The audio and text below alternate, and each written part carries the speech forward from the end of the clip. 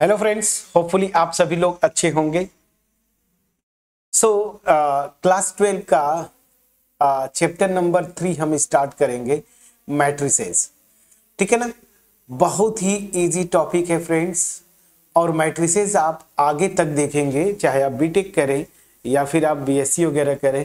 BTech में भी और बीएससी में भी मैट्रिसेस का यूज वहाँ पे आएगा, खास करके आइगन वैल्यूज, आइगन वेक्टर्स, ये सब चीज़ें वहाँ पे हम पढ़ेंगे।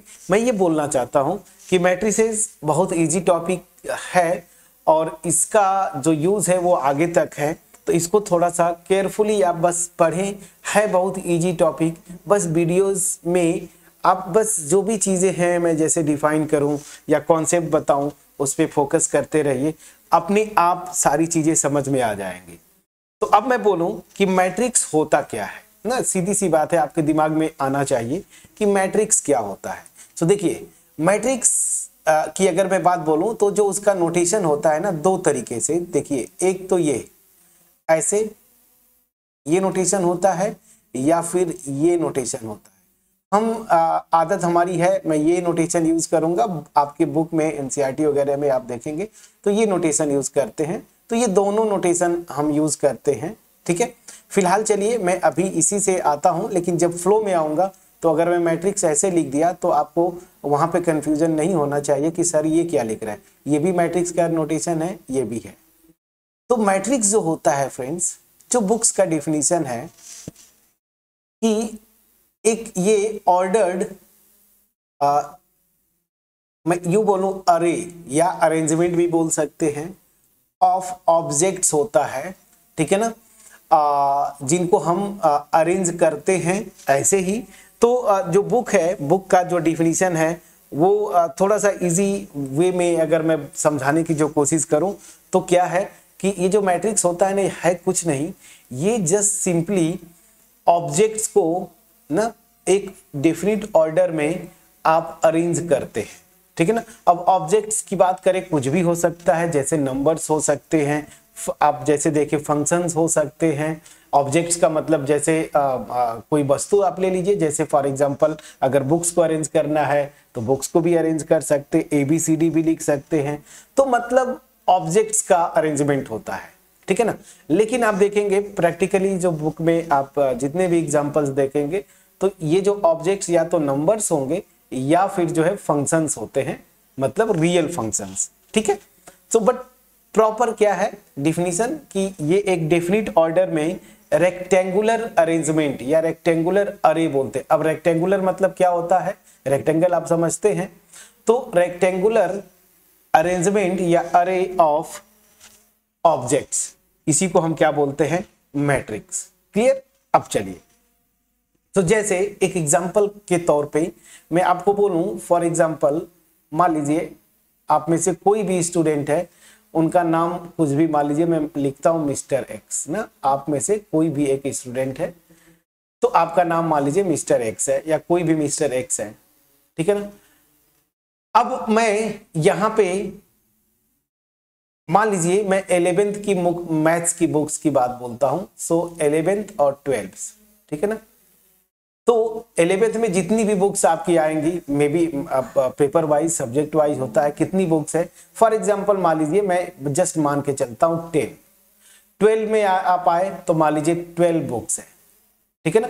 तो 11th के बुक्स का ये और 12 के बुक्स को मैं ये, तो ये जो इस तरह से मैं अरेंज कर रहा हूं, तो ये क्या बताता क्या है, मिस्टर एक्स कोई स्टूडेंट है जो कि या जिनके पास क्लास 11th में टोटल 10 बुक्स है और क्लास 12 में टोटल 12 बुक्स है। फॉर एग्जांपल आपने 11th पास आउट करके 12 में आए तो 11th में मान लीजिए 10 बुक्स आपके पास थी या 10 बुक्स आपने पढ़ा, 12th में मान लीजिए 12 बुक पढ़ रहे हैं आप। अब ये फॉर एग्जांपल बोल रहा हूं, अब ये नंबर्स घट बढ़ सकते हैं, जस्ट मैं आपको एक्सप्लेन करने की बात करता हूं। तो यहाँ पे जो अरेंजमेंट आपने किया रेक्टेंगुलर अरेंजमेंट है, और ये अंदर क्या बताता है, ठीक है ना, इस मैट्रिक्स के अगर एलिमेंट्स की बात बोलूं तो ये नंबर ऑफ बुक्स बताते हैं। ठीक है ना। अब प्रॉपर तरीके से देखें तो मिस्टर एक्स के क्लास 11th और क्लास 12 के बुक्स को हमने इस तरीके से लिखा, अरेंजमेंट नंबर ऑफ बुक्स को। ठीक है। सो एनीवेज ये तो था कि मैट्रिक्स होता क्या है। तो मैट्रिक्स सिंपली रेक्टेंगुलर अरेंजमेंट है या अरे जिसको बुक्स में बोलते हैं ऑफ ऑब्जेक्ट्स, ठीक है ना, इन डेफिनिट ऑर्डर, मतलब उसी को बोलते हैं ऑर्डर्ड रेक्टेंगुलर अरेंजमेंट या अरे ऑफ ऑब्जेक्ट्स, ठीक है। तो ये चीजें तो थोड़ी सी बेसिक आपको समझ में आ गया होगा। अब ध्यान दीजिए, मैं बोल रहा हूं ना रेक्टेंगुलर, तो रेक्टेंगल की अगर मैं बात बोलता हूं तो इस तरीके से होता क्या है, बस अब कॉन्सेप्ट समझिए। ये देखिए ऑब्जेक्ट्स को ऐसे आप अरेंज करते हैं, जैसे मान लीजिए देखिए ये ऐसे, तो ऐसे, तो हो क्या रहा है यहाँ पे, जब ऑब्जेक्ट्स को अरेंज करेंगे तो ये देखिए इसको हम क्या बोलते हैं, रो। तो इस तरह से देखिए ये मेरी रो 1 हुई, इसी तरीके से ये रो सेकेंड हुई, ये मेरा क्या है रो 3rd हुई, मान लीजिए 3 रोज ही हैं। और यहाँ पे देखिए ये कॉलम्स है ना, तो कॉलम 1, ये क्या है कॉलम 2, और ये क्या है कॉलम 3।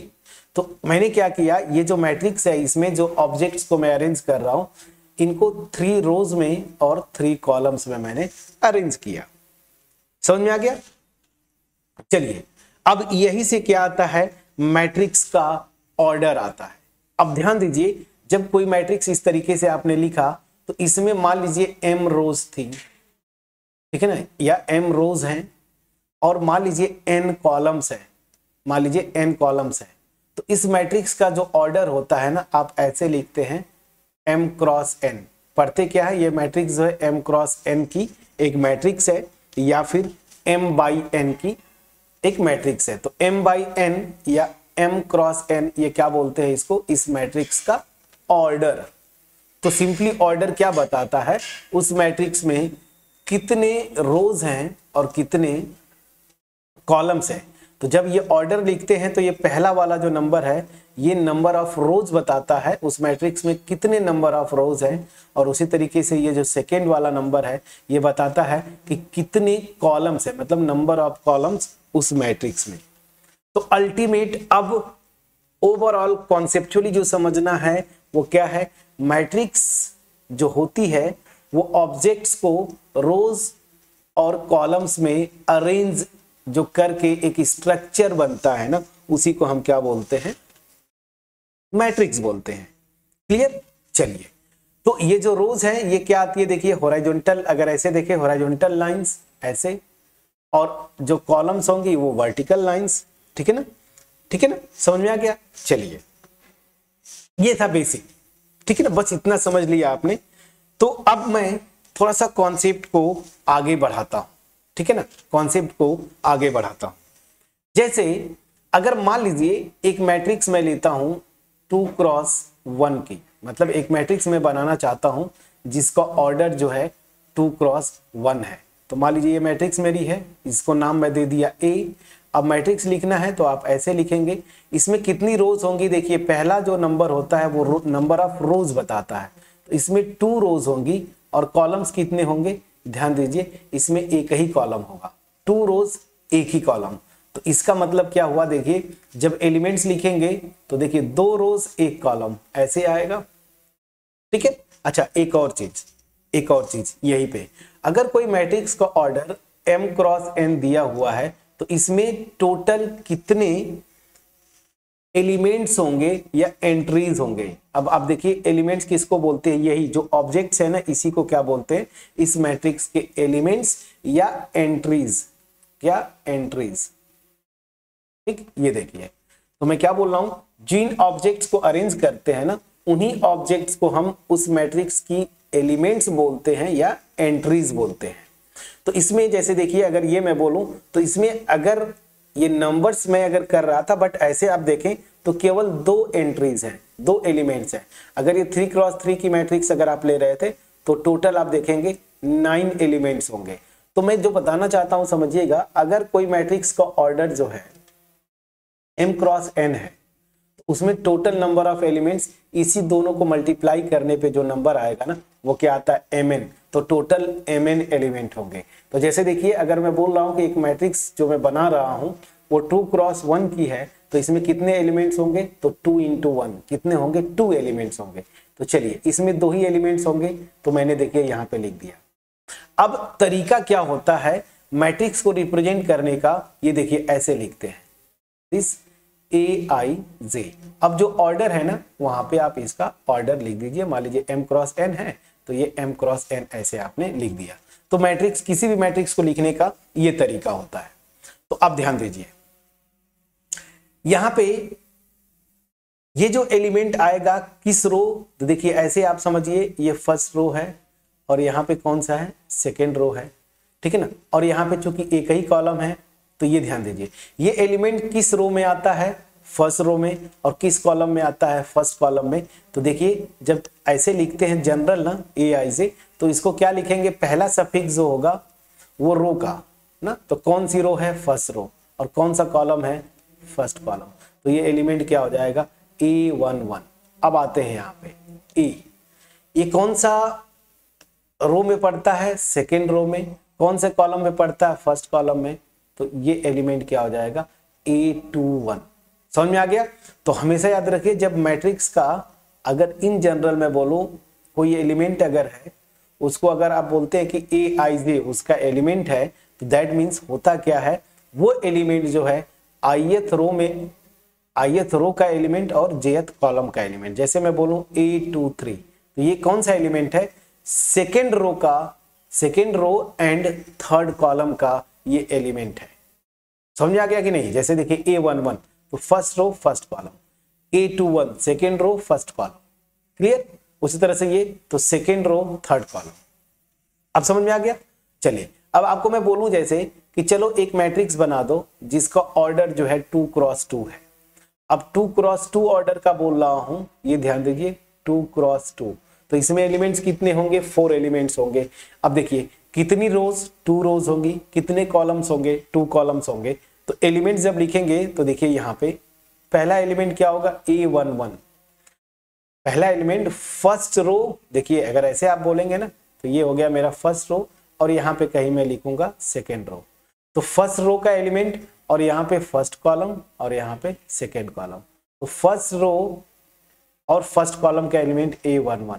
यहाँ पे क्या हो जाएगा, फर्स्ट रो सेकेंड कॉलम का एलिमेंट A12, यहाँ पे सेकेंड रो फर्स्ट कॉलम का एलिमेंट A21, और यहाँ पे सेकेंड रो सेकेंड कॉलम का एलिमेंट A22। देखिए जब आप 2 क्रॉस 2 की मैट्रिक्स लिखेंगे जनरल फॉर्म में तो ऐसे लिखेंगे। उस तरीके से मान लीजिए मैं बोलूं कोई मैट्रिक्स बना दीजिए जिसका ऑर्डर जो है 2 क्रॉस 3 है, फिर से कितना है उसका ऑर्डर 2 क्रॉस 3। तो इसमें कितने रोज होंगी, 2 रोज, कितने कॉलम्स होंगे, 3 कॉलम्स, और total number of elements 2 into 3 कितना, 6, टोटल 6 एलिमेंट्स होंगे, 2 रोज होंगी एंड 3 कॉलम्स। तो चलिए अब यहाँ पे ऐसे आप समझा करें तो फर्स्ट रो, यहाँ पे मैं बोल दिया सेकेंड रो, और यहाँ पे आएगा कहीं थर्ड रो, ठीक है ना। तो चलिए और कॉलम कितने हैं, अच्छा 1 मिनट, थर्ड रो तो आएगा नहीं, 1 मिनट, यहाँ पे क्या है 2 क्रॉस 3 है फ्रेंड्स ना, तो 2 ही रोज होंगी। तो मान लीजिए मैं यहाँ पे सेकेंड रो, और कॉलम्स कितने होंगे, 3 कॉलम्स, तो C1 C2 C3। एलिमेंट जब भी लिखे पहले रो वाइज अगर आप लिखते हैं तो A11 first row first column, A12 first row second column, A13 first row third column. अब यहाँ पे आता हूं सेकेंड रो, तो यहाँ पे क्या हो जाएगा A21 second row first column, A22 second row second column, A23 second row third column. Total कितने एलिमेंट्स में, 6। अब समझ में आ गया।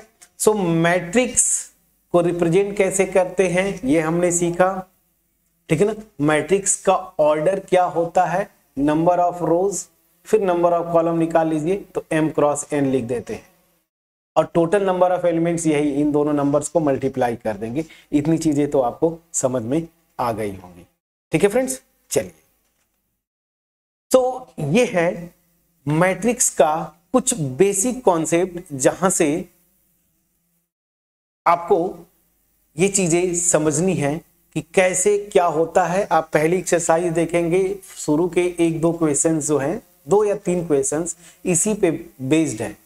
ऑर्डर दे दिया तो तो कितने नंबर ऑफ एलिमेंट्स होंगे, या फिर नंबर ऑफ एलिमेंट्स दे दिया तो क्या क्या पॉसिबल ऑर्डर्स है। समझ में आ गया। चलिए अब यहाँ पे जो एक्सरसाइज में आपके क्वेश्चंस बनते हैं उसमें मतलब जो मैं बोल रहा था कि कुछ क्वेश्चंस बने हैं वो कैसे बनते हैं, तो चलिए अब एक आध एग्जांपल मैं आपको करवाने की कोशिश करता हूं। तो आपसे जैसे बोलेगा कंस्ट्रक्ट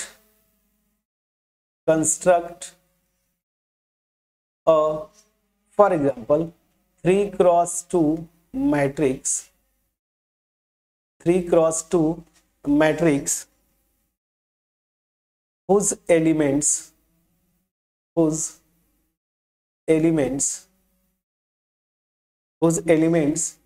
are given by अब मैं एक सिंपल सा फार्मूला लिख रहा हूं, aij this is equal to i plus j। बहुत आसान।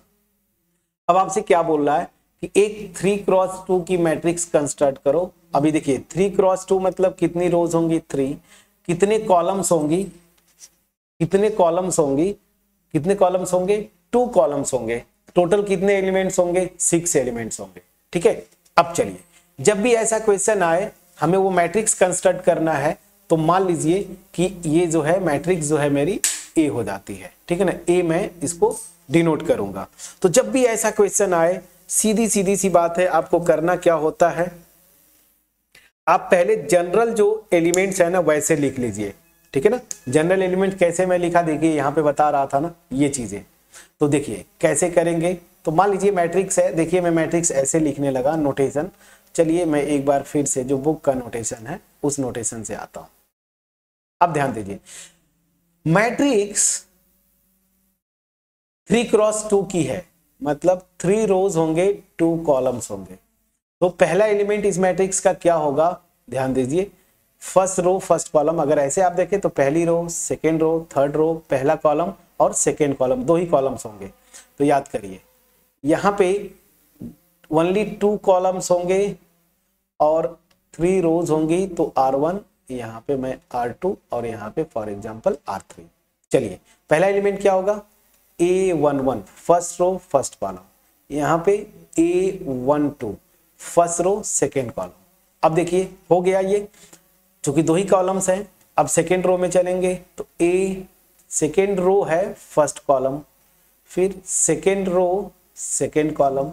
अब आते हैं थर्ड रो में, तो third row first column, third row second column. Please check करिएगा। अब चलिए यहाँ पे जो है, अच्छा ठीक है, जो नोटेशन हम यूज कर रहे थे वही नोटेशन यूज करेंगे।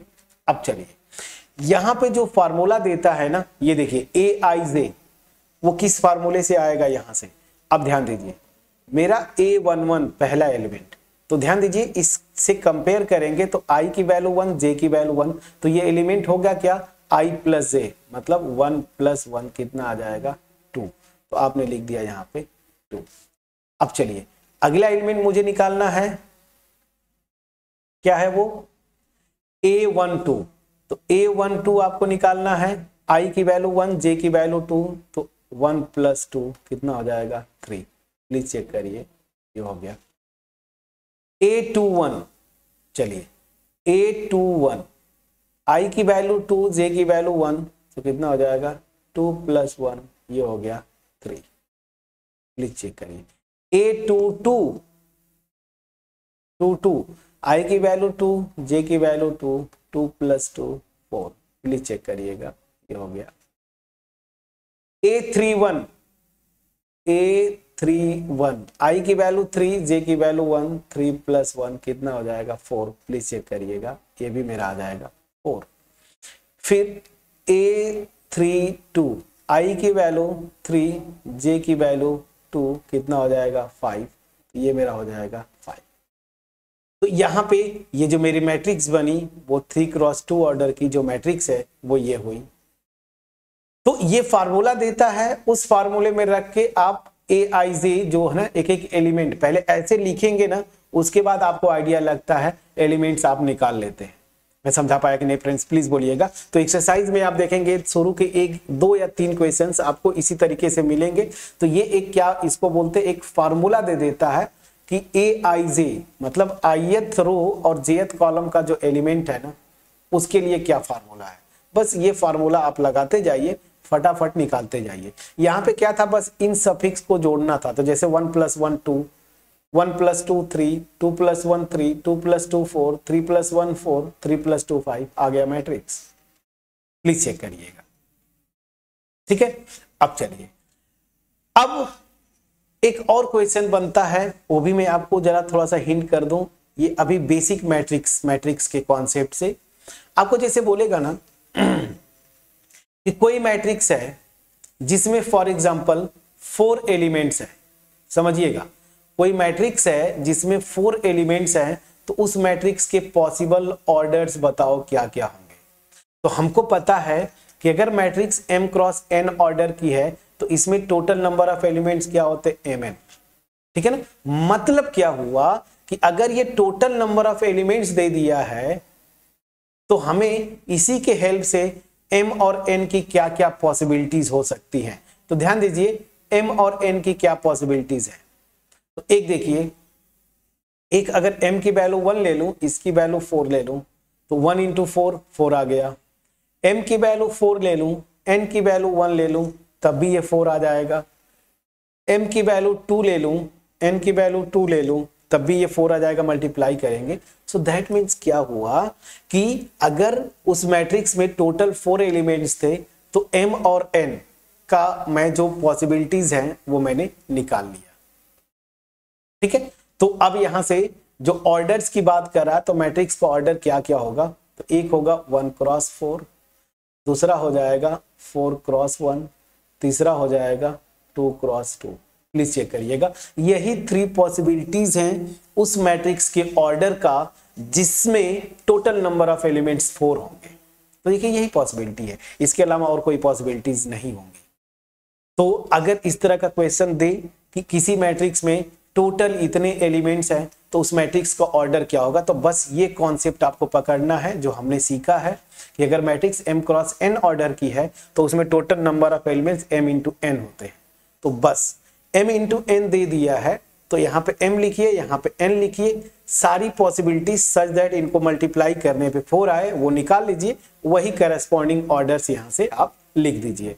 तो मैट्रिक्स के जो पॉसिबल ऑर्डर्स होंगे वो जिसमें 4 एलिमेंट्स है उसके ऑर्डर 1 × 4, 4 × 1 या फिर 2 × 2, यही जो है 3 पॉसिबिलिटीज होंगी। क्लियर है फ्रेंड्स। चलिए, तो ये था मैट्रिक्स का बेसिक, जिसमें हमने सीखा मैट्रिक्स क्या होता है, ठीक है ना। मैट्रिक्स में number of rows, number of columns, फिर वहां से मैट्रिक्स का ऑर्डर, और फिर अगर ऑर्डर पता चल जाता है तो वहां से मैट्रिक्स के एलिमेंट्स कितने होंगे वो भी बता सकते हैं। और फिर जो है एलिमेंट्स को लेके एक फार्मूला देता है, अगर मैं इसको बोलूं तो आई और जे के टर्म में, तो वहां से मैट्रिक्स को कंस्ट्रक्ट करना, ये सीखा हमने। और अगर किसी मैट्रिक्स में total number of elements they देता है तो वहां से कितने उस मैट्रिक्स की पॉसिबल ऑर्डर्स क्या क्या हैं वो चीजें हम निकाल सकते हैं, ठीक है। तो ये था बेसिक जो थोड़ा सा मैट्रिक्स से रिलेटेड।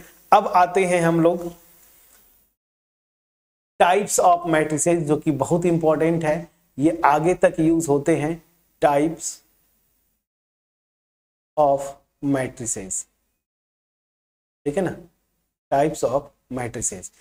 बेसिक जो टाइप्स होते हैं मैट्रिसेस का उनको हम बात करते हैं। तो ये डिपेंड करता है फ्रेंड्स ना, जैसे अगर मैं बोलूं ये अल्टीमेट जितनी भी टाइप्स बात करेंगे, column matrix, row matrix, square matrix, non square matrix, तो ये अल्टीमेट जो भी डिफिनीशन है, पहले चीज समझिए, ये जो ऑर्डर जहां से आ रहा है ना, इसी को लेके हम डिफाइन करते हैं। किसी मैट्रिक्स में कितने रोज कितने कॉलम्स है, उसी पे बेस्ड, चाहे आप बोलिए column matrix, row matrix, square matrix और नॉन स्क्वायर मैट्रिक्स की अगर मैं बात बोलूं, ठीक है ना, तो यहां से मेन ये टाइप्स यही से डिफाइंड होते हैं। चलिए, सो नंबर वन बेसिक चीजें बहुत आराम से हम करेंगे। सो नंबर 1 कॉलम मैट्रिक्स, ठीक है ना। जब बोले आपको column matrix,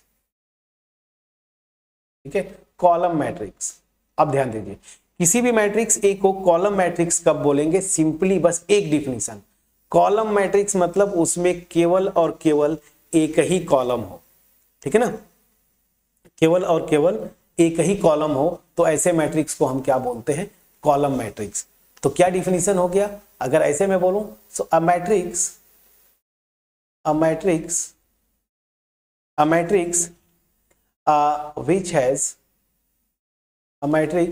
which has only one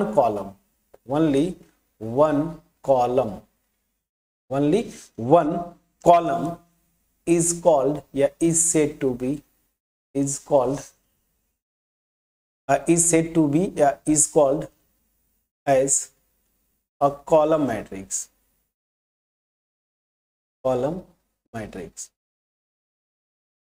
ठीक है ना। तो ऐसी मैट्रिक्स जिसमें केवल एक कॉलम हो उसको हम क्या बोलेंगे, कॉलम मैट्रिक्स। अब आप बोलेंगे सर एग्जांपल बना दीजिए, तो फ्रेंड्स यहां पे ध्यान दीजिए, रोज, नंबर ऑफ रोज वैरी कर सकते हैं, लेकिन एक चीज फिक्स होगा, क्या, कॉलम एक ही रहेगा। जैसे देखिए मैंने यहां पे लिख दिया 2 3, तो ये मैट्रिक्स में आप देखेंगे 2 रोज हैं, देखिए रो 1, ठीक है, और यहां पे रो 2, 2 रोज हैं लेकिन एक ही कॉलम है, ये कॉलम मैट्रिक्स हुआ। उसी तरीके से एक और एग्जांपल आप ले लीजिए, दूसरी मैट्रिक्स, आप इसमें 3 रोज कर दीजिए, जैसे फॉर एग्जांपल -1 2 और फॉर एग्जांपल 3, ठीक है ना, ये मैट्रिक्स। तो इसमें कितनी रोज हैं, देखिए 1 रो, 2 रोज एंड 3 रोज। तो 3 रोज है लेकिन कॉलम्स कितने हैं फ्रेंड्स, 1, एक ही कॉलम है। तो ये मैट्रिक्स क्या हो गई, एक कॉलम मैट्रिक्स है। तो कॉन्सेप्ट समझ में आया। ऐसी मैट्रिक्स जिसमें केवल और केवल एक ही कॉलम हो, नंबर ऑफ रोज बदल सकते हैं, जैसे यहाँ पे 2 रोज हैं, यहाँ पे नंबर ऑफ रोज 3 हैं, फिर आप नंबर ऑफ रोज 4 कर दीजिए, 5 कर दीजिए, लेकिन फिक्स क्या होगा, केवल और केवल एक ही कॉलम होगा। समझ में आ गया। अब इसी तरीके से सेकेंड जो डिफिनीशन है वो भी इजी है, रो मैट्रिक्स। अब आपके समझ में आ गया होगा। रो मैट्रिक्स क्या होगी, ऐसी मैट्रिक्स जिसके पास केवल और केवल एक ही रो हो, ऐसे मैट्रिक्स को हम क्या बोलते हैं, रो मैट्रिक्स। अब देखिए कॉलम मैट्रिक्स को जनरल अगर आप बोलें, जनरल अगर कोई कॉलम मैट्रिक्स है उसको रिप्रेजेंट करने का तरीका क्या है, ऐसे AIJ, मैं ऐसे कर दिया, जहां पे नंबर ऑफ कॉलम्स एक ही होगा ना, तो यहां पे आप लिख सकते हैं M × 1, जहां पे M ये चेंज होते रहेगा, M कोई भी क्या है, नेचुरल नंबर है। जैसे नंबर ऑफ रोज 1 हो सकता है, 2 भी हो सकता है, 3 भी हो सकता है, 4 भी हो सकता है। समझ आ गया। लेकिन कॉलम की अगर मैं बात बोलूं, वो हमेशा फिक्स होगा कॉलम मैट्रिक्स में 1। अब आते हैं रो मैट्रिक्स। रो मैट्रिक्स में मैंने बताया एक ही रो होगी। तो चलिए अब matrix is said to be a row matrix, if it has only क्या, one row, if it has only one row, ठीक है ना। तो रो मैट्रिक्स में केवल एक रो होगी, कॉलम मैट्रिक्स में केवल एक कॉलम होगा। समझ में आ गया। चलिए अब इसका एग्जांपल आप बोले तो देखिए यहाँ पे रो एक होगा, कॉलम बदल सकते हैं आप, तो एक ही रो होना है। तो जैसे मान लीजिए 1 2 3, तो ये क्या हो गया, एक रो है लेकिन 3 कॉलम है, तो रो एक ही है, दैट मीन्स ये रो मैट्रिक्स हुआ।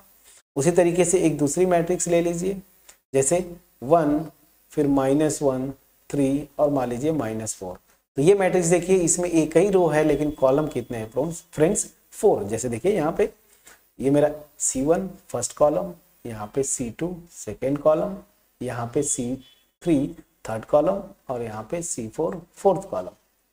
तो यहाँ पे कॉलम्स बदल सकते हैं लेकिन रो फिक्स होगी। अब इन जनरल अगर कोई मैट्रिक्स है रो मैट्रिक्स, उसको अगर रिप्रेजेंट करना है तो कैसे लिखेंगे, ऐसे AIJ, ठीक है ना, ऐसे रो फिक्स होनी है, कॉलम चेंज होगा तो ऐसे लिखेंगे, ठीक है ना, AIJ 1 × n।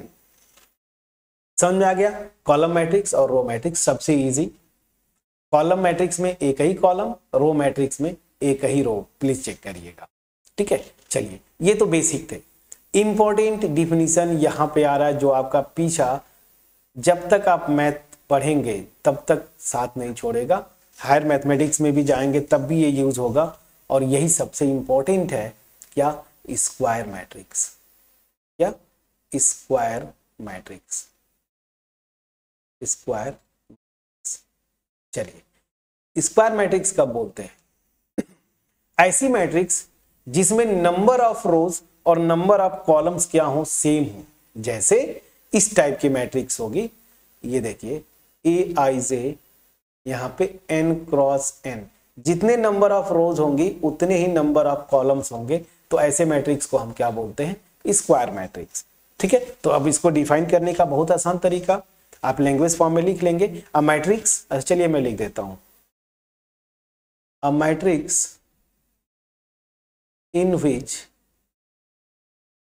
which number of rows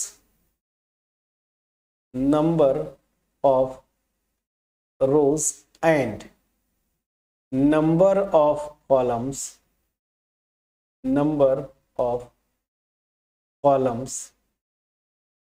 columns are equal is called a square matrix.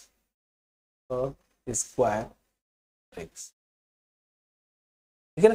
तो स्क्वायर मैट्रिक्स में क्या होता है? नंबर ऑफ रोज और नंबर ऑफ कॉलम्स इक्वल होते हैं। तो इन जनरल देखिए स्क्वायर मैट्रिक्स को आप ऐसे लिखते हैं। ठीक, अब चलिए यहां पे एक एग्जांपल ना, मैट्रिक्स ए मैंने लिया, देखिए मैं 2 क्रॉस 2 का बनाना चाहता हूं। देखिए मैट्रिक्स का मैं अब ये सिंबल यूज कर रहा हूं, आपको घबराना नहीं है, ये सिंबल या फिर ये बॉक्स वाला दोनों सेम है मैट्रिसेस के लिए। जैसे देखिए 2 -1 3 -4 फॉर एग्जांपल, इसका ऑर्डर क्या है? 2 क्रॉस 2, ये स्क्वायर मैट्रिक्स हुआ। एक दूसरी मैट्रिक्स में बना रहा हूं, फॉर एग्जांपल -1 3 0 2 -1 5 1 3 -1, प्लीज चेक करिएगा, ये भी क्या हो जाता है? 3 क्रॉस 3, स्क्वायर मैट्रिक्स हुआ। ये भी स्क्वायर मैट्रिक्स है। तो number of rows number of column same होने चाहिए।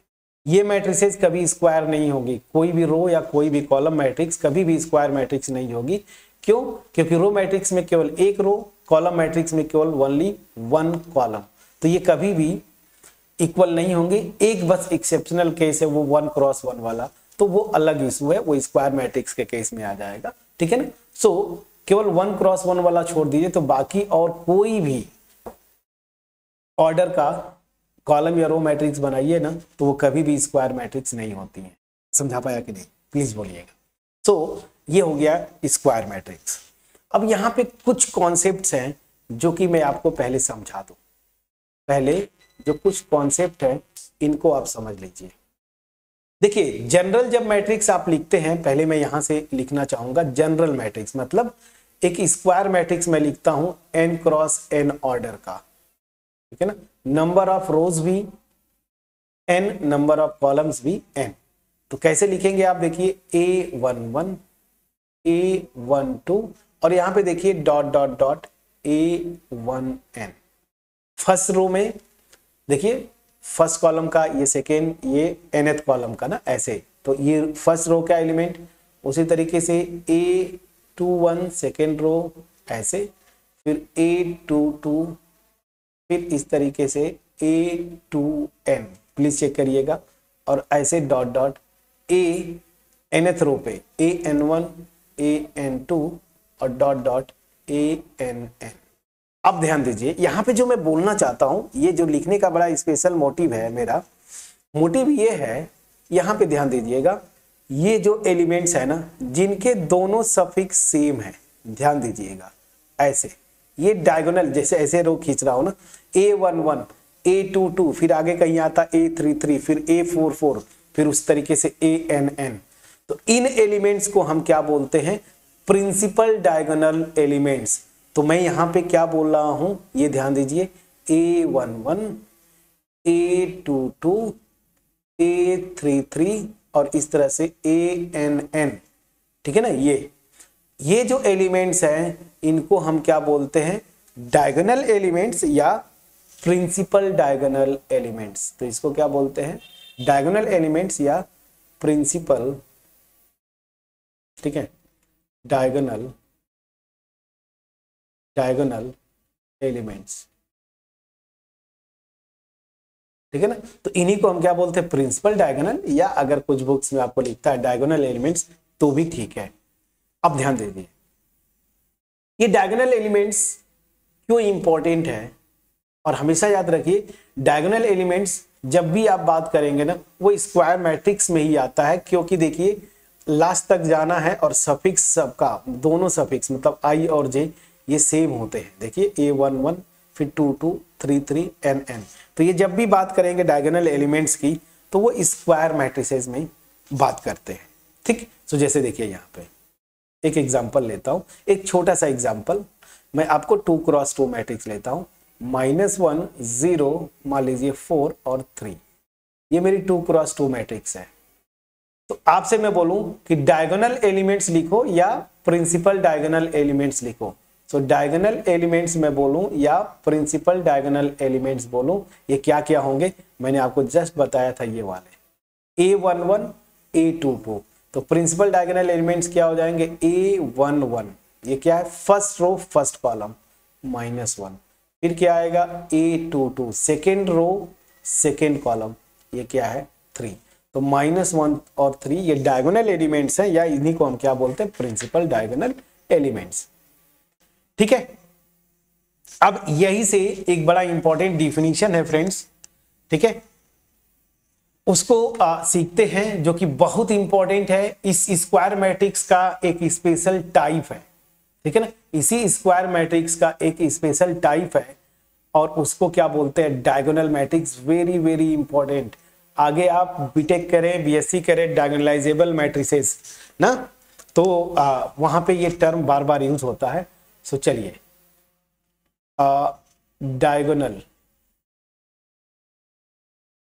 डायगोनल मैट्रिक्स, इसको बड़ा केयरफुली आप देखिए, बहुत इजी है। पहली चीज डायगोनल मैट्रिक्स के लिए, कोई भी मैट्रिक्स है उसको मैं डायगोनल मैट्रिक्स कब बोलूंगा, कि सबसे पहले तो उसको स्क्वायर होनी चाहिए, सबसे पहले उसको स्क्वायर मैट्रिक्स होनी चाहिए, ठीक है ना। तो मान लीजिए एक मैट्रिक्स मैं लेता हूं A, और नोटेशन में यही लिखता हूं AIJ, या तो मैं ये लिखूं या तो फिर ये बॉक्स बना दो, दोनों सेम है। मान लीजिए n क्रॉस n की मैट्रिक्स है, तो एक स्क्वायर मैट्रिक्स को ही हम डायगोनल मैट्रिक्स डिफाइन करेंगे। तो एक स्क्वायर मैट्रिक्स है, इसको हम बोलेंगे डायगोनल मैट्रिक्स है। ध्यान दीजिएगा, इसमें जो अगर नॉन जीरो एलिमेंट्स होंगे वो केवल और केवल प्रिंसिपल डायगोनल एलिमेंट्स होंगे, मतलब A11 A22 A33 ANN यही एलिमेंट्स नॉन जीरो हो सकते हैं, और इनके अलावा जितने भी एलिमेंट्स होंगे ना वो सब के सब जीरो होंगे। तो ये जीरो होंगे कब, जब I not equal to J। ध्यान दीजिए ना, I 1 से लेके n तक वेरी करता है, और J भी ऑब्वियस सी बात है स्क्वायर मैट्रिक्स है तो 1 से लेके n तक वेरी करेगा। तो मेन लॉजिक क्या है ये समझिएगा, diagonal element sorry diagonal matrix में नॉन डायगोनल एलिमेंट सारे के सारे जीरो होते हैं, ये चीज याद रखिएगा, ये चीज याद रखिएगा।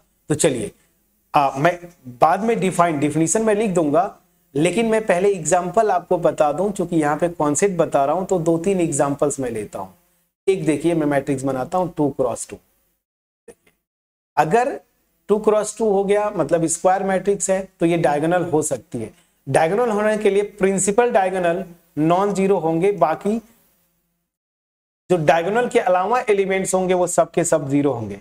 तो प्रिंसिपल जो डायगोनल है वो ऐसे लिख दीजिए -1 और यहाँ पे 2 फॉर एग्जाम्पल, ठीक है ना। लेकिन यहाँ पे ध्यान दीजिए, ये देखिए ये जीरो होंगे। ये एलिमेंट क्या होता है, पहली चीज ध्यान दीजिएगा, अगर इसको आप ऐसे लिखे A11 A12 A21 A22 समझिएगा, तो यहाँ पे नॉन डायगोनल एलिमेंट्स कौन कौन से है, ये देखिए I not equal to J है ना, और मैंने लिखा है जब I not equal to J जहां पे आए वहां पे जीरो कर दीजिए। तो यहाँ पे जीरो, यहाँ पे जीरो, देख लीजिए, और ये -1 ये नॉन जीरो हो सकते हैं, ठीक है ना। चलिए एक और एग्जांपल 3 क्रॉस 3 मैट्रिक्स अगर मैं बोलूं तो 3 क्रॉस 3 अगर लिखना है तो कैसे लिखते हैं, देखिए A11 A12 A13 A21 A22 A23 A31 A32 A33। देखिए बड़ा आराम से लिख लेते हैं ना। सफिक्स जो होता है ये पहला वाला रो किस रो में आ रहा है और दूसरा वाला किस कॉलम में, तो ये इसमें सब के सब पहली रो में आएंगे तो सबका पहला सफिक्स जो है 1 होता है। ये फर्स्ट कॉलम तो यहाँ पे ये 1, सेकेंड कॉलम तो 2, थर्ड कॉलम तो 3। ये देखिए इस तरीके से बाकी सब कर ले जाएंगे। अब ध्यान दीजिए, अब यहाँ पे अगर 3 क्रॉस 3 बनाना था, मैं थोड़ा छोटे में लिख दूंगा 3 क्रॉस 3 का डायगोनल मैट्रिक्स क्या था, A11 A22 A33 ये नॉन जीरो हो सकते हैं, तो यहाँ पे ये नॉन जीरो कर दिया। लेकिन इन दोनों को आपको जीरो करना पड़ेगा। जहां पे I not equal to J होगा वहां पे मजबूरी है आपको जीरो करना। यहाँ पे देखिए A21 यहाँ पे भी I not equal to J, इसको भी जीरो कर देंगे। इसको नॉन जीरो लिख सकते, कुछ भी आप लिख सकते, मान लीजिए 0.1 कर दिया, ठीक है 0.1 नॉन जीरो। अब यहाँ पे देखिए 2 3 I not equal to J, तो इसको भी जीरो। A31 ये भी जीरो, A32 ये भी जीरो। लेकिन देखिए 33 है मतलब ये नॉन जीरो होगा, इसको आप कोई भी 1 लिख दिया, कोई भी नंबर आप नॉन जीरो लिख सकते हैं। तो ये देखिए 3 क्रॉस 3 की डायगोनल मैट्रिक्स। तो क्या आपने सीखा। अच्छा एक और स्टूडेंट्स को कंफ्यूजन होता है कि अगर ऑर्डर 1 क्रॉस 1 की अगर कोई भी मैट्रिक्स लिखनी है 1 क्रॉस 1 की, तो ध्यान दीजिए 1 क्रॉस 1 मतलब क्या हुआ, इसमें एक ही एलिमेंट आएगा A11, ध्यान दीजिएगा। और 1 1 मतलब प्रिंसिपल डायगोनल का आ रहा है ना, तो ये नॉन जीरो होगा। जैसे मान लीजिए -5 कर दीजिए फॉर एग्जांपल, ये मैट्रिक्स बना दीजिए 1 क्रॉस 1 का, तो ये भी डायगोनल मैट्रिक्स हो जाती है ऑर्डर 1 का।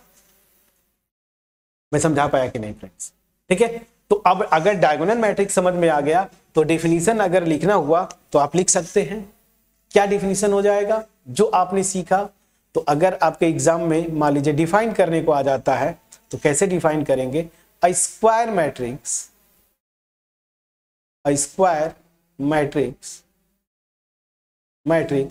मान लीजिए कैपिटल ए में लिखता हूं, जो नोटेशन आपके बुक का है AIJ, ये वाला सिंबल यूज करते हैं मैट्रिक्स के लिए, ये बॉक्स वाला, दिस मैंने लिख दिया और यहाँ पे लिख दिया n cross n। Square matrix होना चाहिए, is said to be a diagonal matrix, is said to be a diagonal matrix,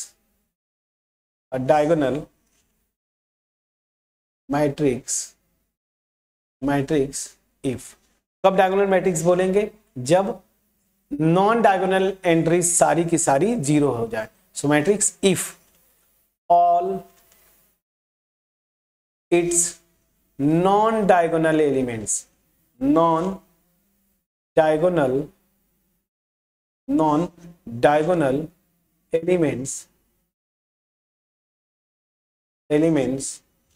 are zero. समझ में आ गया, आर जीरो, ठीक है ना।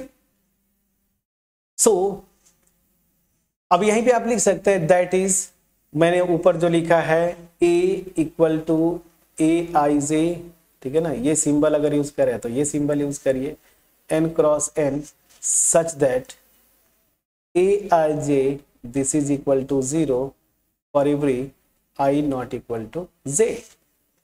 प्लीज समझिएगा।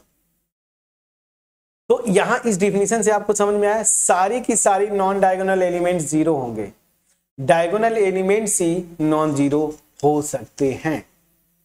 क्लियर है फ्रेंड्स, प्लीज बोलिएगा। अब यही से आते हैं स्केलर मैट्रिक्स। अब ध्यान दीजिएगा क्या किया हमने, स्क्वायर मैट्रिक्स लिया, स्क्वायर को हमने फर्दर कैटेगराइज किया डायगोनल। अब किसी डायगोनल मैट्रिक्स को आप स्केलर मैट्रिक्स में कैटेगराइज करते हैं, मतलब वो मैट्रिक्स तो आपको स्क्वायर होगी ही होगी। अब देखिए किसी भी डायगोनल मैट्रिक्स को स्केलर मैट्रिक्स कब बोलते हैं, तो ध्यान दीजिएगा जब ये प्रिंसिपल डायगोनल वाले जो एलिमेंट्स है ना वो सब के सब सेम हो जाए, मतलब इक्वल हो जाए। जैसे अगर ये 1 है तो ये भी 1 होगा। यहाँ पे देखिए इसमें से कोई भी मैट्रिक्स स्केलर नहीं है। स्केलर मतलब ये सब के सब सेम हो, डायगोनल एलिमेंट सब के सब सेम हो, तो ऐसे डायगोनल मैट्रिक्स को हम क्या बोलते हैं, क्या, स्केलर मैट्रिक्स। समझ में आ गया। तो स्केलर मैट्रिक्स क्या होता है, एक डायगोनल मैट्रिक्स जिसमें सारे के सारे प्रिंसिपल डायगोनल एलिमेंट्स सेम होते हैं या इक्वल होते हैं। तो क्या हो गया, चलिए कैसे डिफाइन करेंगे। तो अ डायगोनल मैट्रिक्स, मान लीजिए मैं लेता हूं, या पहले डिफाइन करें। तो अ डायगोनल मैट्रिक्स, चलिए लिख दिया ए आई जे, ठीक है, n cross n। A diagonal matrix this is said to be a scalar, matrix if its diagonal elements are equal. याद आ गया, मैंने यही बोला था ना कि डायगोनल एलिमेंट सारे के सारे इक्वल होंगे। दैट इज, अगर मुझे लिखना है दैट इज, तो चलिए मैं यहां पे लिखूं ए आई जे, ठीक है ना। तो ए आई जे के लिए जब ये जीरो कब होगा, जब आई नॉट इक्वल टू जे, ये तो फिक्स है। और यहां पे प्रिंसिपल डायगोनल एलिमेंट, मतलब जब आई इक्वल टू जे हो तो डायगोनल एलिमेंट जो होते हैं ना, एक ही नंबर होंगे, कांस्टेंट जिसको आप बोल सकते हैं कांस्टेंट होगा। तो एग्जांपल अगर आपको लिखना है, एग्जांपल तो ध्यान दीजिए 2 क्रॉस 2 का अगर आपको लिखना है, जैसे मान लीजिए मैट्रिक्स ए 2 क्रॉस 2 का, तो मान लीजिए जैसे फॉर एग्जांपल 3 और 3 0 0। ये देखिए डायगोनल मैट्रिक्स है, लेकिन प्रिंसिपल डायगोनल एलिमेंट सब के सब क्या है, इक्वल है। उसी तरीके से अगर 3 क्रॉस 3 में जाना है, उसी तरीके से अगर 3 क्रॉस 3 में जाना है, तो फॉर एग्जांपल मान लीजिए यहाँ पे -1 -1 -1, ये 0 ये 0 ये 0 ये 0 ये 0 ये 0, ये हो गया 3 क्रॉस 3। तो ये स्केलर मैट्रिक्स है। देखिए जो डायगोनल एलिमेंट्स है वो सब के सब सेम है। अब उसी तरीके से 1 क्रॉस 1 में तो कुछ करना ही नहीं है, कोई भी एक लिख लीजिए 1। तो देखिए मैट्रिक्स का दोनों नोटेशन में यूज कर रहा हूं, ये भी यूज कर लिया और ये वाला भी यूज कर लिया, तो ये 1 क्रॉस 1 की है। समझ में आ गया। तो ये सब के सब स्केलर मैट्रिसेस है। तो स्केलर मैट्रिक्स क्या है, एक special kind of diagonal matrix है जिसमें प्रिंसिपल डायगोनल एलिमेंट्स सब के सब सेम होंगे। अब आ जाते हैं वेरी वेरी इंपॉर्टेंट मैट्रिक्स का दूसरा जो टाइप होगा, मतलब अनदर टाइप, ठीक है ना। ये वेरी वेरी इंपॉर्टेंट क्या है फ्रेंड्स, आइडेंटिटी मैट्रिक्स, ठीक है ना, आइडेंटिटी मैट्रिक्स। तो आइडेंटिटी मैट्रिक्स में क्या होता है, अब ये एक स्पेशल टाइप की स्केलर मैट्रिक्स होती है जिसमें डायगोनल एलिमेंट सब के सब 1 हो जाए, ठीक है ना। तो डायगोनल एलिमेंट सब के सब 1 हो जाए। तो याद रखिए जिस ऑर्डर का आइडेंटिटी मैट्रिक्स लिखते हैं ना, हम लोग नोटेशन ये यूज करेंगे। जैसे देखिए I2, तो I2 अगर लिखना है आपको, मतलब सेकेंड ऑर्डर का, मतलब 2 क्रॉस 2 ऑर्डर की आइडेंटिटी मैट्रिक्स। तो आइडेंटिटी मैट्रिक्स में मैंने क्या बोला था, प्रिंसिपल डायगोनल एलिमेंट्स 1 हो जाएंगे और बाकी सब ऑब्वियस ही बात है, ये स्केलर मैट्रिक्स का ही एक स्पेशल टाइप है। ये जैसे I3 आपको बोले कोई थर्ड ऑर्डर की आइडेंटिटी मैट्रिक्स लिखो, तो अगेन प्रिंसिपल डायगोनल एलिमेंट सारे के सारे 1 और बाकी सब आप क्या कर दीजिए 0। देखिए ये हो गई आइडेंटिटी मैट्रिक्स। तो फिर से कि जो स्केलर मैट्रिक्स है ना, वो आइडेंटिटी मैट्रिक्स, मतलब स्केलर मैट्रिक्स को हम आइडेंटिटी मैट्रिक्स बोलते हैं कब, जब प्रिंसिपल डायगोनल एलिमेंट सब के सब 1 हो जाए। तो यहां से एक रिलेशन है, देखिए रिवर्स में भी आप चलते चले, every identity matrix scalar matrix होगी। देखिए अगर ये आइडेंटिटी मैट्रिक्स है तो ये स्केलर भी है ना। स्केलर का डिफिनीशन क्या था, प्रिंसिपल डायगोनल आपके इक्वल होने चाहिए, बाकी सब 0। इसके अलावा तो every identity matrix is scalar लेकिन every scalar matrix need not be identity. तो यहां से देखिए, यहीं पे मैं एरो लगाते चलता हूं। अगर आप आइडेंटिटी मैट्रिक्स लेते हैं तो every identity matrix is same order की, ये चीज जरूर जोड़िएगा, सेम ऑर्डर की स्केलर मैट्रिक्स हो जाएगी। लेकिन उल्टा ट्रू नहीं है कि अगर 2 क्रॉस 2 ऑर्डर की स्केलर मैट्रिक्स लेता हूं तो every scalar matrix is not necessarily identity. उसका एग्जांपल ये हो गया, देखिए ये स्केलर मैट्रिक्स है बट आइडेंटिटी नहीं है, लेकिन ये आइडेंटिटी मैट्रिक्स है तो ये स्केलर हो जाएगी, बिल्कुल होगी। समझ में आ गया? चलिए अब यहां पे लास्ट जो है, ठीक है ना, लास्ट जो है वो मैट्रिक्स जो है नल मैट्रिक्स, बड़ा इंपॉर्टेंट है ये भी। नल मैट्रिक्स भी आगे यूज होता है, नल मैट्रिक्स या जीरो मैट्रिक्स। सो नल और जीरो मैट्रिक्स और जीरो मैट्रिक्स। अब देखिए, नल मैट्रिक्स या जीरो मैट्रिक्स होने के लिए स्क्वायर मैट्रिक्स होना जरूरी नहीं है। ये किसी भी ऑर्डर की मैट्रिक्स हो सकती है, जैसे स्क्वायर भी और non square. Non square matrix किसको बोलते हैं फ्रेंड्स? ऐसी मैट्रिक्स जो स्क्वायर न हो, मतलब जिसमें नंबर ऑफ रोज और नंबर ऑफ कॉलम सेम न हो, ऐसे मैट्रिक्स को क्या बोलते हैं? Non square matrices. तो मैट्रिक्स, नल मैट्रिक्स या जीरो मैट्रिक्स स्क्वायर भी हो सकती है और नॉन स्क्वायर भी हो सकती है। तो किसी भी मैट्रिक्स को नल मैट्रिक्स कब बोलेंगे? जब, ध्यान दीजिए, मैं बस ये लैंग्वेज नहीं लिखूंगा, आपको बस कॉन्सेप्चुअली मैथमेटिकली लिख देता हूं। ये यहां पे ध्यान दीजिए, मैं लिख रहा हूं m क्रॉस n, मतलब नल मैट्रिक्स को कोई जरूरी नहीं स्क्वायर होना, लेकिन यहां पे क्या होता है, इस मैट्रिक्स के सारे एलिमेंट जीरो होते हैं फॉर एवरी i j। कोई भी एलिमेंट आप लेंगे ना उस मैट्रिक्स का, वो जीरो होता है। तो जैसे देखिए, एक ये मैट्रिक्स ले लिया 1 क्रॉस 1 का, फिर दूसरी नल मैट्रिक्स मैंने ले लिया 2 क्रॉस 2 का, ये देखिए ये भी नल मैट्रिक्स है। तीसरी नल मैट्रिक्स ले लीजिए 3 क्रॉस 3 का, 3 क्रॉस 3 का, ठीक है ना। तो यहाँ पे सारे स्क्वायर लिया, अब नॉन स्क्वायर भी ले लेते हैं। जैसे देखिए, नॉन स्क्वायर लेना है तो ऐसे ले लीजिए, ये देखिए ऐसे। ये मैट्रिक्स क्या है? इसमें number of rose 2, number of columns 3, ये स्क्वायर 3 क्रॉस 3 थी, ठीक है ना। ये है मेरी 2 क्रॉस 2 की, और ये क्या है? Non square matrix. तो मतलब इन एग्जांपल से मैं यही बताना चाहता हूं कि नल मैट्रिक्स या जीरो मैट्रिक्स किसी भी ऑर्डर की हो सकती है, स्क्वायर भी हो सकती है, नॉन स्क्वायर भी। तो इसमें टाइप्स जो है इतना ही आपके बुक में भी दिया हुआ है और इतने की बात करेंगे। अब बाकी जब हायर मैथमेटिक्स जब आप पढ़ेंगे तो वहां पे स्क्वायर मैट्रिसेस के फर्दर टाइप्स होते हैं, वो ऑर्थोगोनल होता है, ठीक है ना। फिर कॉम्प्लेक्स मैट्रिसेस भी आती हैं, हर्मिशियन मैट्रिक्स, बहुत सारे मैट्रिसेस, वो आगे करेंगे।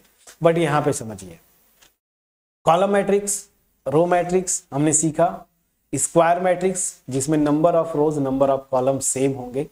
स्क्वायर मैट्रिक्स का फर्दर कैटेगराइजेशन था डायगोनल मैट्रिक्स, जिसमें बस principal diagonal elements non zero हो सकते, बाकी सब जीरो होंगे। स्केलर मैट्रिक्स ऐसी डायगोनल मैट्रिक्स जिसमें ये जो प्रिंसिपल डायगोनल एलिमेंट्स है ना, वो सबके सब क्या होते हैं? सेम होते हैं। और ऐसी स्केलर मैट्रिक्स जिसमें प्रिंसिपल डायगोनल एलिमेंट्स केवल और केवल 1 हो, उसको उस पर्टिकुलर ऑर्डर का आइडेंटिटी मैट्रिक्स बोलते हैं। और नल मैट्रिक्स ऐसी मैट्रिक्स जिसमें सारे एलिमेंट्स जीरो हो जाएं, ठीक है, तो ऐसे मैट्रिक्स को हम क्या बोलते हैं? नल मैट्रिक्स, ठीक है। अब चलिए, यहां पे एक सिंपल सा कॉन्सेप्ट है, अगर इसको मैं यहीं पे खत्म ही कर देता हूं तो फिर आपको आगे जो है हम सीधे सीधे एक्सरसाइज करेंगे। तो यहां पे जो कॉन्सेप्ट है इक्वेलिटी, लास्ट कॉन्सेप्ट है, इसके बाद exercise 3.1। So equality of to matrices, ठीक है, टू मैट्रिसेस। अब ध्यान दीजिए, पहली चीज कि दो मैट्रिक्स को इक्वल कब बोलेंगे? तो सबसे पहले उनके ऑर्डर्स इक्वल होने चाहिए और करेस्पॉन्डिंग एलिमेंट्स भी क्या होने चाहिए? इक्वल होने चाहिए। मैं क्या बोलना चाहता हूं, देखिए मैं आपको सिंपली लैंग्वेज नहीं लिखूंगा, आपको मैं सीधे सीधे एक्सप्लेन करता हूं। एक मैट्रिक्स मान लीजिए मेरी ए है, ए आई जे, ठीक है ना, मान लीजिए m क्रॉस n की है, ठीक है ना। दूसरी मैट्रिक्स है मेरी बी, वो क्या है, बी आई जे है, ठीक है ना, मान लीजिए बी आई जे, और इसकी जो ऑर्डर है मान लीजिए पी क्रॉस क्यू ले लिया, ठीक है ना। ये दो मैट्रिसेस हैं। सो चलिए लिख देता हूं, two matrices A and B are said to B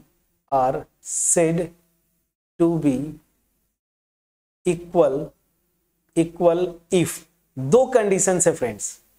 पहला क्या है, दे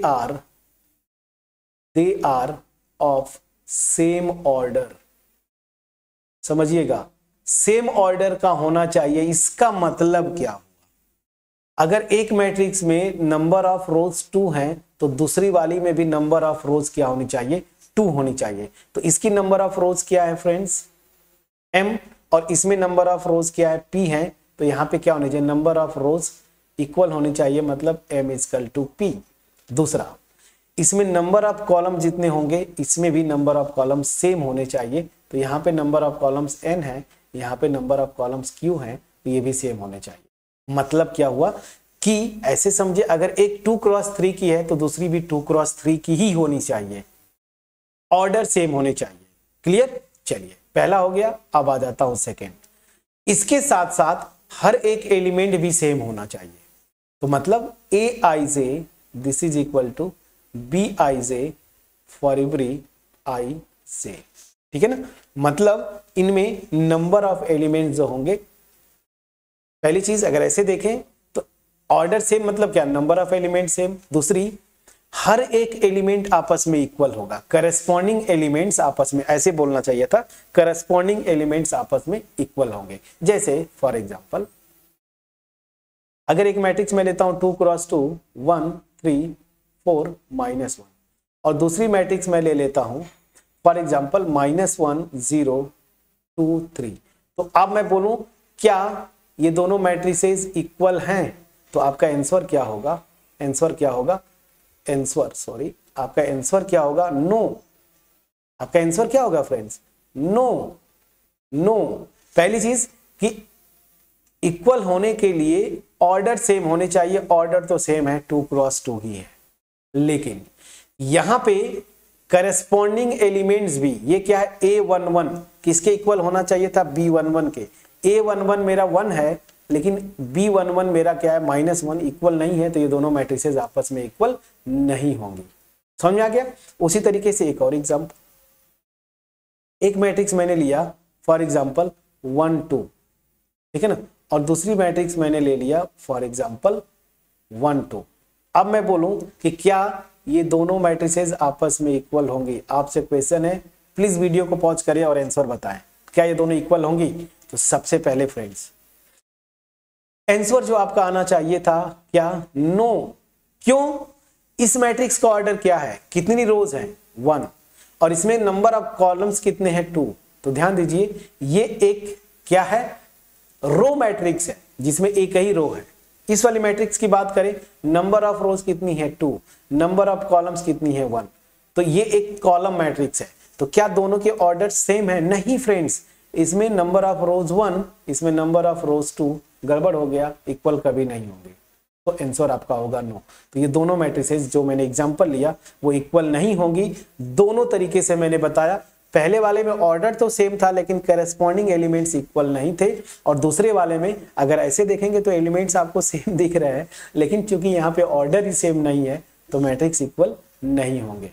अब देखिए आपके एग्जाम में मतलब एक्सरसाइज में क्वेश्चंस कैसे बनेंगे।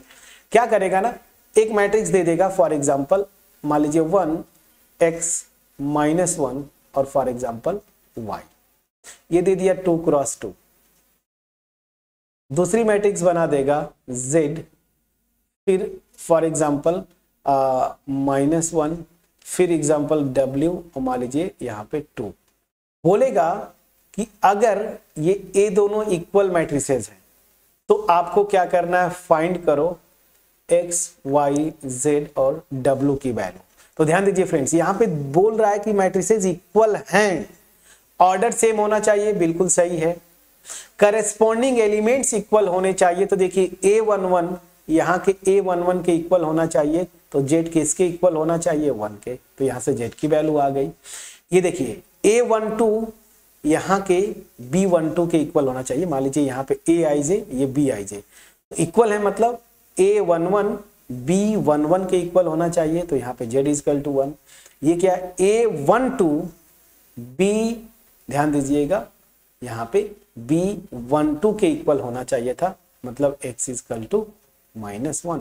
उसी तरीके से A21 यहाँ पे B21 के इक्वल होना चाहिए, तो W इक्वल टू -1, और सेम A22 B22 के इक्वल होना चाहिए, तो Y इक्वल टू 2। ये सेम है, आंसर समझ में आ गया, तो ये मेरा आंसर हो गया। प्लीज चेक करिएगा। तो ये सारी चीजें जो है मैट्रिक्स की पहली एक्सरसाइज, मतलब पहला कॉन्सेप्ट, अब पहली एक्सरसाइज हम करने के लिए रेडी हैं। इसमें जितना कॉन्सेप्ट मैंने बताया बस आप दिमाग में बिठा लीजिए, नोट्स बनाना चाहते हैं बना लीजिए, अदरवाइज वीडियोस को बस आपने एक बार अगर केयरफुली भी देख लिया होगा तो इसके जितने एक्सरसाइज के क्वेश्चंस है सारे के सारे आप कर ले जाएंगे। हमने टाइप ऑफ मैट्रिसेस भी देखे, इक्वलिटी ऑफ टू मैट्रिसेस भी देखे। तो अब हमारा क्या होगा फ्रेंड्स, नेक्स्ट जो वीडियो होगी इस पे एक्सरसाइज नंबर 1.1 जो है उसको हम लोग करेंगे, ठीक है। सो मैं रिक्वेस्ट करूंगा फिर से अगले जो वीडियो है उस पे आने से पहले पूरा कॉन्सेप्ट आप देख के आए, ठीक है ना। और अगर कहीं पे डाउट होगा कमेंट सेक्शन में आप लिखेंगे, लेकिन अगर वीडियो पसंद आती है फ्रेंड्स के साथ शेयर करिए, ठीक है, और चैनल को जरूर सब्सक्राइब करिए, क्योंकि ये चैनल आपका बहुत यूजफुल होने वाला है। हम जेई तक पढ़ने वाले हैं, पहले बोर्ड लेवल का खत्म हो जाए। सो ये चैनल बहुत यूजफुल होगा आपके लिए। सो मिलते हैं नेक्स्ट वीडियो में, तब तक अपना ख्याल रखें, पढ़ाई करते रहें। Thank you so much friends.